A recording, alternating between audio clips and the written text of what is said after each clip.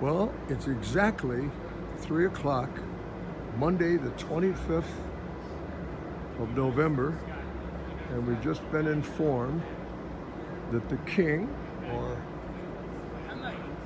Grand Poobah, or whatever, is coming here today, and it'll be either today or tomorrow, or maybe he won't, but hopefully he will.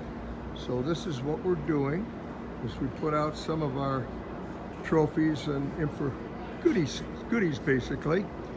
And actually, probably 10 trophies are still with the other car, Rusty 2, which is in the other building, and it's way far away and we can't get to them.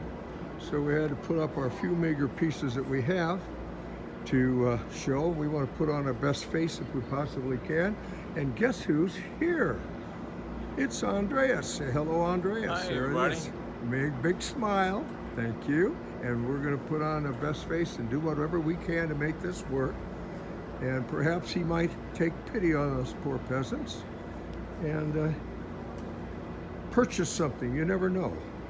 I always had a thought and dream that he would own one of my cars in his collection, but he sure didn't buy it at auction or any of the others. So anyway, here we are, and it's a beautiful day, and it's going to be warm for the first time.